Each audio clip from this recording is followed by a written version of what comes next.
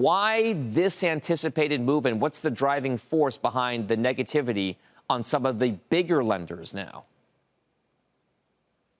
Hey, good morning, Dom. It is great to be with you. So just to be clear, as you pointed out, just last week, Moody's with a slew of bank rating downgrades.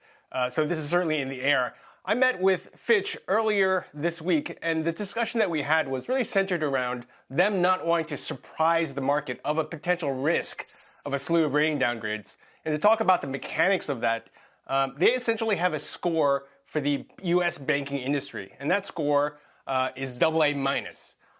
If conditions deteriorate, for instance, if losses on commercial credit, commercial loans, or if interest rates rise and stay higher for longer than is anticipated, they would have to take a look at potentially taking the score down to A+. So from AA minus to A+. Now, the problem that introduces is that our country's top-rated banks, and I'm talking about places like JP Morgan, Bank of America, and other banks, are rated at AA minus. So the problem created is basically you cannot have banks that are rated higher than the operating environment in which they operate. So it would trigger potentially the downgrade of banks such as JP Morgan and B of A. And once you've done that, you've got to look at the rest of the 70 or so U.S. institutions that are rated by Fitch and see if those two need to be downgraded a notch just to maintain the gap between the top-rated banks and the other banks. So it's kind of like grading on a curve, in essence, is what it comes down to here with regard to the ratings. I wonder, though, and by the way, if you're interested, by the viewers out there, listeners on Sirius XM Channel 112, this story just posted on CNBC.com right now, so it's already kind of seeing some pickup here in interest. I wonder, though, the reason why folks worry about downgrades sometimes is that those downgrades lead to investment strategy changes, because some bank investors only want to invest in bonds or stocks of a certain type of rating. Is there a worry from the industry overall that if this were to happen, that there could be a bit of a ripple effect because some investors may not be able to invest in certain types of stocks or bonds anymore from these banks?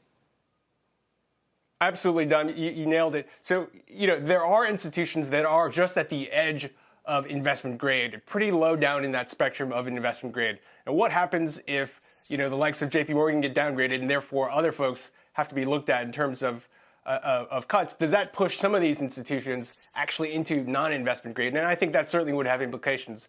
What is illustrative is that after the Moody's downgrade last week, Morgan Stanley analysts basically said that they were looking at the downgraded institutions and for the possibility that they would, one, have to pay higher costs to investors to issue debt, which is now considered slightly more risky, and two, potentially even lose access to debt markets overall. In other words, that investors seek such a high premium for their bonds that they just wouldn't even be able to afford issuing debt. And what that could potentially do, Dom, is increase pressure on bank margins. And that's really one of the themes that came out of the Moody's downgrade last week, is that the pressures on the industry, on their profit margins, are increasing.